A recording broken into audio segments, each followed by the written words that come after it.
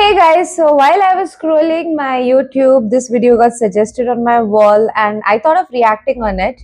So it is like why Tamil industry is not able to give 1,000 crore movie. Is it true? Is it true that they were not able to deliver a 1,000 crore movie? What about Leo and there were many such movies. I don't remember properly. मतलब एक एक नाम याद नहीं आएगा. मैंने ऐसे ही नाम याद आया लियो, तो आप लोग मुझे बताओ, ओके? क्योंकि इधर ऊपर नाम भी थलपति विजय, रजनीकांत सर का भी जेलर बहुत अच्छा था, एंड सूर्या का मेरे को विक्रम याद आ रहा है, कंगुआ उतना सही नहीं चल पाया, but I want to know from you guys as well. But first let's react on it and we can speak on it by Ladder Facts. So if you like this video, you can subscribe to Ladder Facts as well. So before I start, hello, I'm Monali Naiko. Welcome to my channel नखरे वाली मोना. और अगर आपने मुझे अभी तक subscribe नहीं किया होगा तो please to subscribe my channel. So let's go. I want to work with Salman sir, I want to work with Amir sir, I want to work with Hrithik, Ranveer, everyone. So it is very overwhelming. Now it will be our time, for which all of us will have to humble ourselves. If we have to walk that far, then we have to walk together. I did get a lot of offers in Hindi, but my simple thing is I don't think they can afford me in Hindi. Tamil cinema जिसके पास आज India के finest directors हैं like Mani Ratnam, S Shankar, वेटी मारन, लोकेश एटली, Kartik Subbaraj etcetera. अगर stardom की बात करें तो Rajni sir, Kamal Haasan, Thalapathy, थला अजीत, सेतुपति, चियान, विक्रम, धनुष, माधवन, सूर्या, ये सब तमिल सिनेमा से ही आते हैं. अच्छा, फिल्मों की बात करें तो वड़ा चेन्नई, असुरन, रातासन, विक्रम वेदा, जेलर, और भाई लिस्ट इतनी लंबी है कि 30 मिनट की एक पूरी वीडियो बन जाए. अब आप सोच रहे होंगे कि मैं तमिल सिनेमा के प्रोज आपको क्यों गिनवा रहा हूँ. तो देखो, तेलुगु इंडस्ट्री जो कि अब तक 4 ऐसी मूवीज दे चुकी है जिन्होंने 1000 करोड़ क्लब का मार्क क्रॉस कर लिया है. बॉलीवुड जिसने 3 ऐसी मूवीज दी है जिन्होंने 1000 करोड़ के आंकड़ों को क्रॉस कर लिया, जिसमें से एक के लिए तो एसआर के तमिल सिनेमा से ही डायरेक्टर और विलन दोनों उठा लाए थे. इवन तमिल सिनेमा के सामने कन्नड़ा इंडस्ट्री जो कि एक छोटी बच्ची थी, उसने भी KGF 2 जैसी 1000 करोड़ की फिल्म दे रखी. पर तमिल इंडस्ट्री जो इंडिया की one of the biggest industry है, जिसके पास इंडियन सिनेमा के one of the biggest superstars हैं, डायरेक्टर्स हैं, राइटर्स हैं. इवन जब लोग पैन इंडिया टर्म वर्ड भी नहीं समझते थे, तब कमल हसन, रजनी सर, इन जैसे स्टार सिर्फ हिंदी में ही नहीं बल्कि इंडिया के 8 से 10 इंडस्ट्रीज में अपना लोहा मनवा चुके होते हैं. टेक्नोलॉजी की बात करें तो फिल्मों में कंप्यूटर का सबसे पहले इस्तेमाल करने से लेकर 2010 में रजनी सर की रोबोट, जिसमें 3D प्रिंटिंग से लेकर 3D कैमरा, मोशन कैप्चर जैसी टेक्नोलॉजी का इस्तेमाल किया गया था. तो सवाल ये आता है कि हमेशा दूसरों से एक स्टेप आगे रहने वाली तमिल सिनेमा आज एक भी 1000 करोड़ की फिल्म क्यों नहीं दे पा रही. एटली कुमार बॉलीवुड में आकर एसआरके को 1000 करोड़ की फिल्म तो दे रहे हैं, लेकिन वही एटली अपनी खुद की इंडस्ट्री में ऐसा क्यों नहीं कर पा रहे. अरे आज भी बॉलीवुड के सुपरस्टार्स को अपना कमबैक कराने के लिए चेन्नई एक्सप्रेस पकड़ के साउथ की सांबर इडली खानी पड़ रही है. एक तरफ आमिर लोकेश के साथ भिड़े हुए हैं तो दूसरी तरफ सलमान खान AR मुर्गदौस को अपनी कमान सौंप चुके हैं. तमिल सुपरस्टार सूर्या की कंगुआ से ऐसा हाइप क्रिएट किया गया था, ये कहा जा रहा था कि ये फिल्म बाहुबली से भी बड़ी फिल्म होने वाली है. खुद फिल्म के प्रोड्यूसर गणनवेल राजा ने कहा था कि कंगुआ 1000 करोड़ नहीं 2000 करोड़ का कलेक्शन करेगी. கண்டிப்பா இது இந்த நேரத்துல இந்த படத்தை ராஜமௌழி சாருக்கு நான் டெடிகேட் பண்றேன். ஏன்னா அவர் தான் புஷ் பண்ணி பார்டர்ஸை உடைச்சு நம்ம பெரிய படம் பண்ணணும்னு சொல்லிட்டு நம்மளை पुश பண்ணது ராஜமௌழி சார் தான். बट ये फिल्म 500 करोड़ तो छोड़ो 200 करोड़ का भी कलेक्शन वर्ल्ड वाइड नहीं कर पाई. आज तमिल सिनेमा पर उसी पेरेंट्स जैसा प्रेशर है जिसके रिलेटिव के बच्चे PSC, UPSC, SSC, CGL निकाल चुके हैं, बट उनका बच्चा ग्रुप D का एग्जाम निकालने में भी स्ट्रगल कर रहा है. तो क्या कभी तमिल इंडस्ट्री 1000 करोड़ का मार्क क्रॉस कर पाएगी? और तमिल इंडस्ट्री के 1000 करोड़ ना करने का सबसे बड़ा कारण तमिल इंडस्ट्री के कुछ ऐसी गलतियां और एक्सटर्नल फैक्टर्स हैं जिनके बारे में जब तुमको पता लगेगा तो तुम शॉक हो जाओगे. साथ ही साथ ये भी बताएंगे कि क्यों तमिल इंडस्ट्री की मूवीज कभी हिंदी मार्केट के मल्टीप्लेक्सेस में रिलीज ही नहीं की जाती, और क्या रीजन है इस डिस्क्रिमिनेशन के पीछे कि बाकी सारी इंडस्ट्रीज आज वर्ल्ड वाइड अपनी फिल्में रिलीज कर रही हैं, हर दिन नया रिकॉर्ड बना रही है, बट तमिल इंडस्ट्री ऐसा नहीं कर पा रही है. एंड में ये भी बात करेंगे कि तमिल इंडस्ट्री का फ्यूचर क्या होगा, और क्या तमिल इंडस्ट्री पैन इंडिया पे चल रही इस कट थ्रोट कंपटीशन में टिक भी पाएगी. तो कॉलीवुड की रगों में चढ़ाते हैं मास सिनेमा का ग्लूकोज. तब तक वीडियो को लाइक कर दो, फिर चाहे आपको चमेली पसंद हो या फिर रोज. ओके, तो नेक्स्ट 4 पॉइंट से समझते हैं कि क्यों कॉलीवुड 1000 करोड़ के पार नहीं जा पा रही है.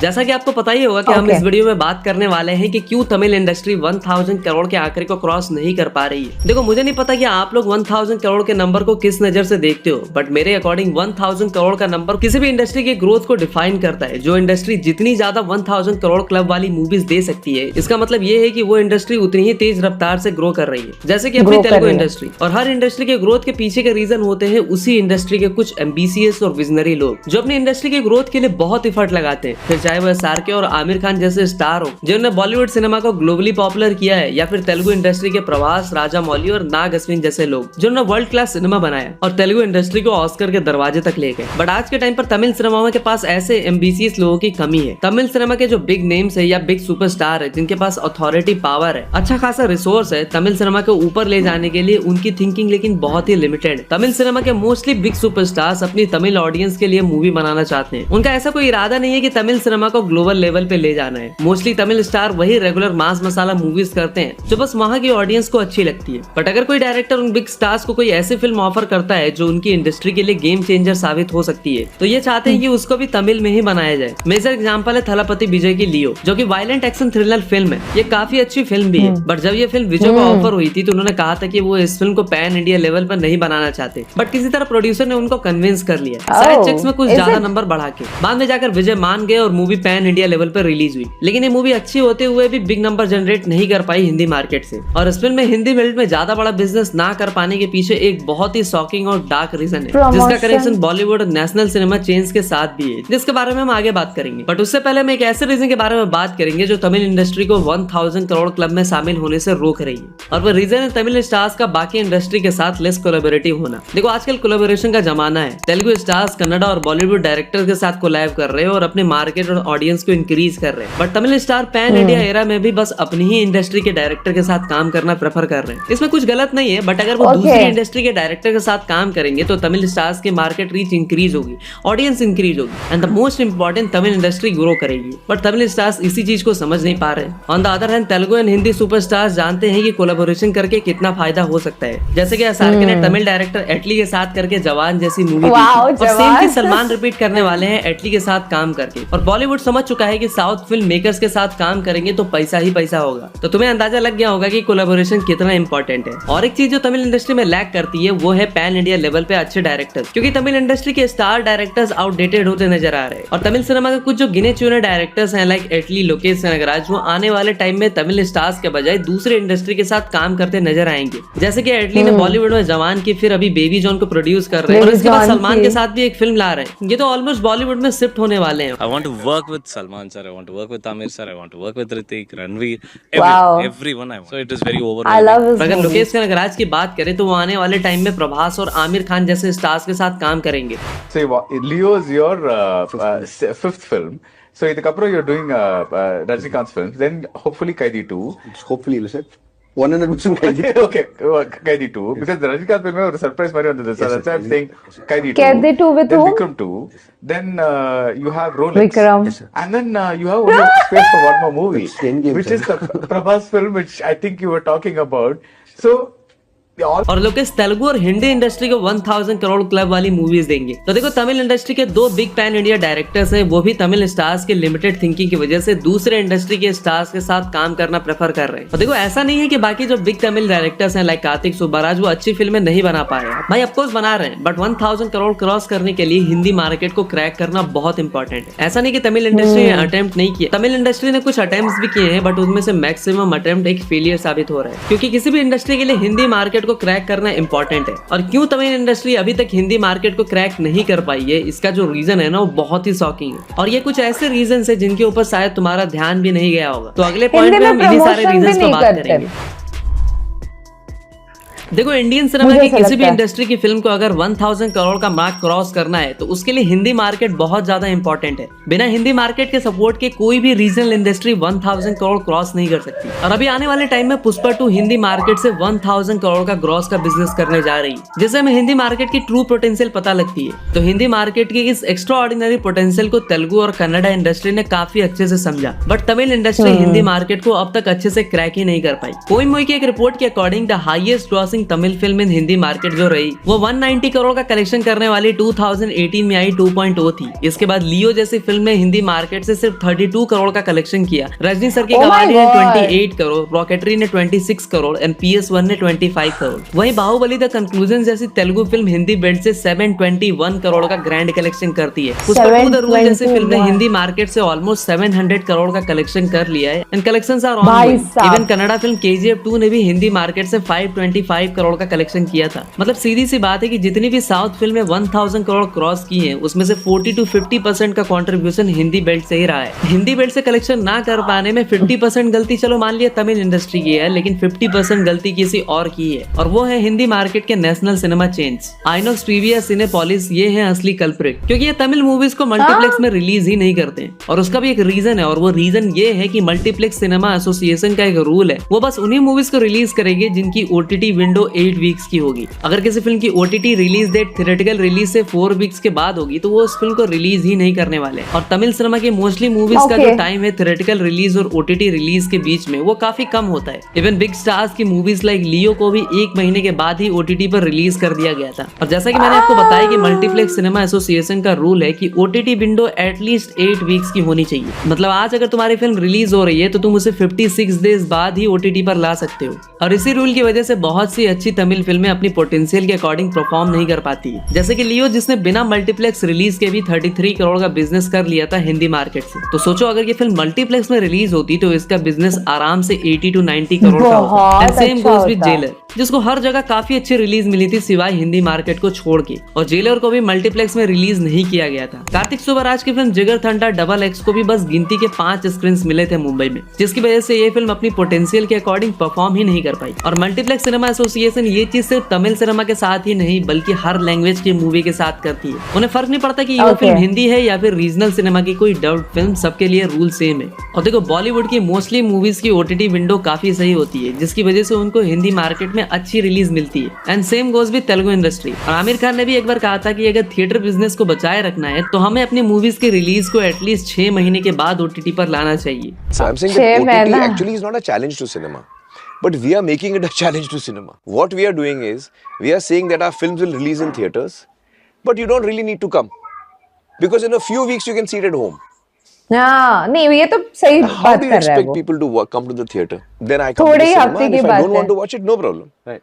Then I have to wait for 6 months for it to come to OTT. और मल्टीप्लेक्स सिनेमा एसोसिएशन का यही रूल मूवीज के लिए एक बड़ी प्रॉब्लम बन चुकी है। बट कन्नड़ा इंडस्ट्री ने बहुत ही स्मार्टली इस चीज का सॉल्यूशन निकाला। फिल्म कांतारा को बाकी लैंग्वेजेस में एक टाइम पर रिलीज किया और हिंदी वर्जन को 2 वीक बाद रिलीज किया, जिसकी वजह से कांतारा के हिंदी वर्जन को OTT और थिएट्रिकल रिलीज में गैप इंक्रीज हो गया और कांतारा को हिंदी मार्केट में वाइड रिलीज मिल पाई। उस फिल्म ने काफी अच्छा बिजनेस किया, तो मेरे अकॉर्डिंग तमिल मूवीज को भी सेम चीज अप्लाई करनी चाहिए। बट तमिल प्रोड्यूसर्स के केस में ऐसा है कि वो मार्केट से पैसे उठाते हैं और वो जल्द से जल्द OTT डील क्रैक करके वो पैसे रिटर्न करना चाहते हैं। लेकिन अगर तमिल सिनेमा के लोग ऐसे करते हैं तो शायद उनकी फिल्में भी 1000 करोड़ में जल्दी शामिल हो जाए। और जैसा कि मैंने आपको बताया कि ये बस 50% गलती थी और बाकी 50% गलती तमिल इंडस्ट्री की ही है। और वो गलती ये है कि वो अपनी मूवीज को अच्छे से मार्केट नहीं करते, जैसा कि तेलुगु इंडस्ट्री के स्टार करते। फॉर एग्जांपल प्रभास ने कल्कि की मार्केटिंग स्ट्रेटेजी एक स्टैंडर्ड सेट किया था और अपनी मूवीज की हाइप को 10 टाइम्स ज्यादा इंक्रीज किया था। अभी रिसेंटली अल्लू अर्जुन ने पुष्पा 2 के लिए बिहार में एक बिग इवेंट ऑर्गेनाइज किया और इस इवेंट की वजह से पुष्पा 2 की हाइप अलग ही लेवल पे चली गई थी। सेम लेवल की मार्केटिंग मैंने कभी तमिल स्टार को करते हुए नहीं देखा हिंदी मार्केट में। तो मेरे अकॉर्डिंग थलापति विजय या रजनी सर हिंदी ऑडियंस के लिए ऐसा कोई इवेंट ऑर्गेनाइज करे तो वो चीज उन्हें भी हेल्प करेगी और तमिल सिनेमा भी हिंदी मार्केट से एक अच्छा कलेक्शन करके जाएगी। और आपको पता ही होगा कि पास्ट में तमिल सिनेमा ने काफी पैन इंडिया मूवीज रिलीज की थी,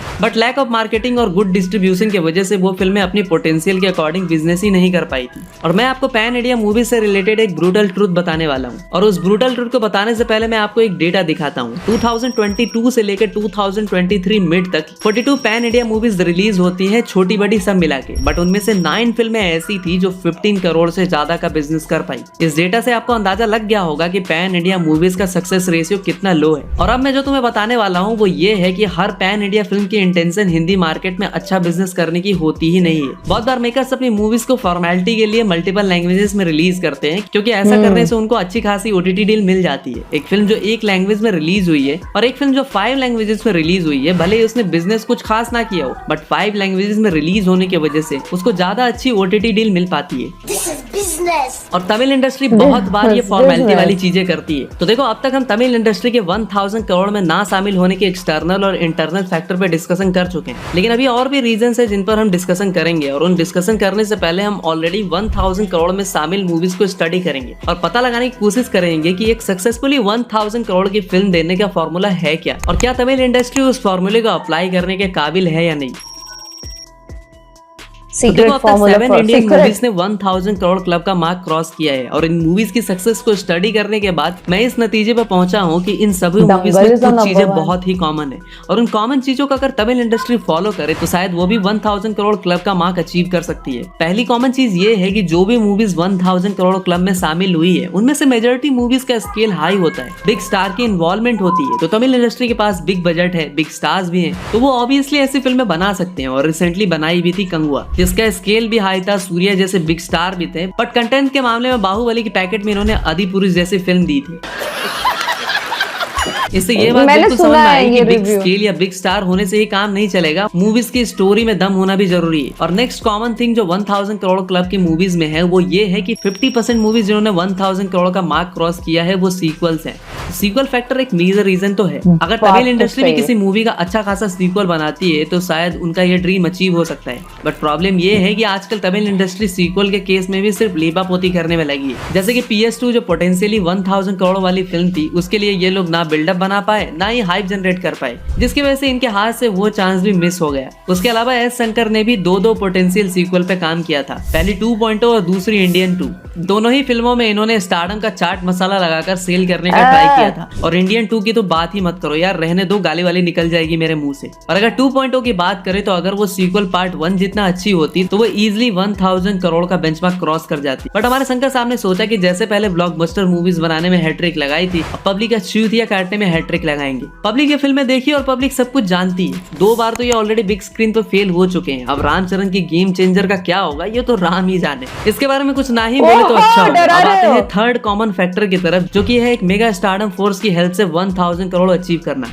ये कुछ फर्स्ट फैक्टर्स है, बट थोड़ा सा चेंज यहाँ पर मेरे कहने का मतलब ये है कि अगर 1000 करोड़ करना ही है तो एक बिग स्केल फिल्म बनाओ ना, और उसमें हर इंडस्ट्री के नामी स्टार्स को कास्ट करो। इस चीज का मेजर एग्जांपल है कल्कि जैसी फिल्म, जिसमें प्रभास का मेगा स्टारडम तो था ही, साथ ही साथ उन्होंने हर मूवी इंडस्ट्री के स्टार को कास्ट किया था। जैसे कि हिंदी इंडस्ट्री से अमिताभ बच्चन, दीपिका पादुकोण, दिशा पटानी, तमिल से कमल हसन, मलयालम से दुलकर सलमान और तेलुगु से प्रभास तो थे ही। नोटिस करने वाली बात ये थी कि ये सारे स्टार्स अपनी इंडस्ट्री के सुपरस्टार्स थे, जिनकी फैन फॉलोइंग मिलियंस में, और ये सबसे इजीएस्ट तरीका है एक सोलो अच्छी फिल्म को 1000 करोड़ अचीव कराने के लिए। और तमिल इंडस्ट्री ने इस चीज को बहुत बार अप्लाई भी किया है, बट कभी इनकी मूवी अच्छी नहीं बन पाती, तो कभी लैक ऑफ मार्केटिंग की वजह से इनकी फिल्म 1000 करोड़ टच नहीं कर पाती। और डिस्ट्रीब्यूशन के बारे में तो आपको मैंने बताया ही, बट इस बार लोकेश कनगराज ने सोचा है कि अब किसी भी कीमत पर ना चूकना है, इसलिए उन्होंने रजनीकांत सर की कूली में तेलुगु से नागार्जुना, कन्नड़ा से उपेंद्र और बॉलीवुड से आमिर खान का कैमियो भी लगाया है। तो इस बार तमिल इंडस्ट्री कूली के साथ पूरी तैयारी में है 1000 करोड़ क्रॉस करने के लिए। और सिर्फ कास्टिंग इंपॉर्टेंट नहीं है, मूवी को हिंदी मार्केट में अच्छी रिलीज दिलानी भी होगी, अच्छे से मार्केट भी करना होगा। अगर ये सारी चीजें होती है तो कूली श्योर शॉट 1000 करोड़ करेगी। अगर फिर भी किसी रीजन से कूली चूक जाती है तो फिर आई डोंट थिंक सो इसके बाद तमिल इंडस्ट्री के पास कोई ऐसी फिल्म या ऐसा चांस होगा कि वो 1000 करोड़ कर पाएगी। ऐसा मैं इसलिए बोल रहा हूँ क्योंकि आने वाले टाइम में थलापति विजय रिटायरमेंट ले रहे हैं, रजनी सर के बुढ़े हो रहे कंधे कब तक इस इंडस्ट्री को संभालेगी। और अगर सूर्या की बात करें तो उनका बहुत टाइम से सूर्यास्त चल रहा है। सूर्या के भी रेट्रो का टीजर आया था, लेट्स सी क्या होता है। फिर बचते हैं थला अजीत, जिन्होंने पैन इंडिया लेवल पर अब तक कुछ घंटा नहीं उखाड़ा है, क्योंकि वो पैन इंडिया मूवीज को सीरियसली बनाते ही नहीं है, तो इसलिए उन पर बात करने जैसा कुछ नहीं है। तो मेरी बात सुन के तुम लोगों को लग रहा होगा कि तमिल इंडस्ट्री का फ्यूचर डेंजर में है। तो नेक्स्ट पॉइंट पे हम तमिल इंडस्ट्री के फ्यूचर की ही बात करेंगे और पता लगाने का ट्राई करेंगे कि अगले 10 साल में Tamil industry pan India level पर कहां स्टैंड करेगी। तमिल इंडस्ट्री के फ्यूचर पर बात करने से पहले मैं थोड़ा पास्ट पर बात करना चाहूंगा। तो देखो, मैं नॉर्थ इंडिया से बिलोंग करता हूं, और साउथ इंडिया में जिस इंडस्ट्री से सबसे पहले मेरा इंट्रोडक्शन हुआ था वो थी तमिल फिल्म इंडस्ट्री। और ऐसा होने का रीजन है रजनीकांत सर और कमल हसन जैसे लोग। पहले के टाइम पर तेलुगु सिनेमा के कंपैरिजन में तमिल सिनेमा का इम्पैक्ट ऑल ओवर इंडिया ज्यादा था। तमिल इंडस्ट्री से हमें रोबोट जैसी big budget heavy VFX film उस टाइम पर मिली थी जिस टाइम पर किसी को VFX का मतलब ही नहीं पता था। इस बात में भी कोई डाउट नहीं है कि एस शंकर उस टाइम पर इंडियन सिनेमा के बेस्ट डायरेक्टर थे, बट अब उनका हाल ऐसा है कि उस पर ना ही बात करें तो अच्छा होगा। तमिल सिनेमा को और भी ग्रेट टैलेंट मिले हैं, जैसे कि चियान विक्रम जैसा एक्टर जिसने बताया कि वर्सेटैलिटी एक्टिंग आखिर होती क्या है। उसके अलावा धनुष जैसे स्टार या फिर कमल हसन जैसा एक्टर और फिल्म मेकर जिन्होंने काफी सारी इंपैक्टफुल मूवीज क्रिएट की है। और आज की डेट में भी तमिल सिनेमा के पास टैलेंट बहुत है, बट उन्हें अपनी इंडस्ट्री को अच्छे से मार्केट करना ही नहीं आ रहा है। देखो, मैंने तमिल इंडस्ट्री की ये सारी बातें आपको इसलिए बताई क्योंकि मुझे तमिल सिनेमा के सर्वाइवल पर कोई डाउट नहीं है। वो इजिली सर्वाइव करेंगे, बट यहाँ सर्वाइव की नहीं, यहाँ पर थ्राइव करने की बात हो रही है। बात ये है कि पैन इंडिया लेवल पे तमिल सिनेमा कंपटीशन में रह पाएगी या नहीं, क्योंकि अगर हम फ्यूचर की बात करें तो तमिल सिनेमा से सिर्फ शिवा कार्तिकेयन एक ऐसे फेस है, अरे वही जिनकी इस साल अमारन जैसी फिल्म आई थी। इन्हीं से लोगों को उम्मीद है, या फिर कुछ फिल्म मेकर्स हैं लाइक कार्तिक सुब्बाराज, लोकेश कनगराज, एटली वगैरह। और अगर पैन इंडिया लेवल पे फ्यूचर की बात करें तो आने वाले 10 सालों में तमिल सिनेमा कहाँ स्टैंड करेगी। तो देखो, तेलुगु इंडस्ट्री के पास आने वाले 10 साल के लिए ऑलरेडी सीक्वल्स और बिग बजट प्रोजेक्ट्स की भरमार है, या फिर कह सकते हैं कि उनके पास लगभग 8-10 फिल्में ऐसी है जो 1000 करोड़ क्रॉस कर जाएगी। एंड सेम केस हिंदी में भी है, उनके पास भी काफी सारे ऐसे प्रोजेक्ट हैं जो 1000 करोड़ क्रॉस कर सकती है, like Pathaan 2, Ramayan 2, animal park, Atlee Salman project, war 2 etcetera. पर तमिल सिनेमा के पास गिनती से 2 फिल्में हैं जो शायद 1000 करोड़ क्रॉस कर सकती है, जिनमें एक है थलपति विजय की लास्ट फिल्म और दूसरी है रजनीकांत सर की कूली। और मेरे अकॉर्डिंग रजनीकांत सर की Coolie as of now most important film है तमिल सिनेमा के लिए, जिसमें काफी ज्यादा पोटेंशियल है 1000 करोड़ क्रॉस करने का। तो मेरा पर्सनल ओपिनियन तो ये है कि साउथ इंडस्ट्री से शायद तमिल सिनेमा का पैन इंडिया लेवल पे डोमिनेशन उतना ना रहे जितना तेलुगु सिनेमा का रहेगा। बाकी आप लोग बताओ तमिल सिनेमा को लेके आपके क्या थॉट्स एंड ओपिनियन है, और आप डाउन साउथ 4 इंडस्ट्री में किसे सपोर्ट करते हो, do let us know in the comment. और रुको, इस तरह की केस स्टडीज बनाने में हमारा काफी टाइम, पैसा, रात की नींद सेक्रीफाइस होती है। भाई लाइक मारो यार, सब्सक्राइब। मिलते हैं अगली वीडियो में, तब तक के लिए हर हर Mahadev. Okay so let me speak about Thalapathy Vijay की। उन्होंने बात की कि ये लास्ट मूवी होगी, ठीक है, बट व्हाट अबाउट वो यूनिवर्स जो विक्रम वगैरह सब है उसमें, कैथी एंड ऑल एवरीथिंग का वो जो एक यूनिवर्स है, वो नहीं आएगा थलपति विजय का? बिकॉज मुझे लियो बहुत पसंद आई थी। लियो कैरेक्टर इटसेल्फ मुझे बहुत अच्छा लगा था, ब्लडी स्वीट वाला। सो यस, मुझे ना जब से उसने रिटायरमेंट अनाउंस किया ना, आई एम लाइक कि नहीं करना था। I don't know why, I feel like कि नहीं यार, रिटायरमेंट नहीं करना चाहिए था। एंड इन्होंने जब बात की कि सर्वाइवल एंड जो बढ़ाना है अपनी इंडस्ट्री को, इन्होंने जब उस पॉइंट पे आया एंड जब उन्होंने कुछ एक्टर्स का नाम लिया, तो मुझे ऐसा लगा यस, सी हम लोगों ने मतलब जब इंडस्ट्री समझ में भी नहीं आती थी, सिर्फ एक ही चीज समझ में आती थी कि साउथ इंडस्ट्री, ठीक है, तमिल तेलुगु ये सारी चीजें नहीं समझ आती थी। तब हमने देखी होगी आय जैसे मूवी, अपरिचित जैसे मूवी, फिर कमल हसन सर को भी वो ऐसे चाची 420 एंड ऑल उस रोल में, रजनीकांत सर तो हर जगह ही लोगों को पता होंगे, राइट? तो यस, इन्होंने जो बात की वो सही थी कि पहले हम शायद इस इंडस्ट्री को इंट्रोड्यूस हुए हैं, क्योंकि मुझे भी इतना याद नहीं आ रहा, बट इन लोगों का सबका नाम सुना हुआ है, राइट? तो यस, सो या उनकी मार्केटिंग की बात करूं तो मैंने ये हमेशा नोटिस किया है, जब लियो आ रही होगी या कोई भी मूवी आ रही होगी, they are not at all even interested कि इसको हम हिंदी में भी मार्केट करना चाहिए, या जो कुछ भी, बिल्कुल इंटरेस्ट ही नहीं दिखाते हैं। बट स्टिल हिंदी ऑडियंस इतना प्यार करती है कि मैंने देखा था खुद, लियो का फर्स्ट डे फर्स्ट शो था। I am from Maharashtra, okay, I am not even from north, I am from Maharashtra. तो मॉर्निंग शो था, first day first show, theatre पूरा भरा हुआ था first day. And this happened for many movies out there, for Salaar and everything. तो लोग है ना फिर भी सपोर्ट करते हैं, बट मार्केटिंग मुझे ऐसा लगता है the main factor is marketing.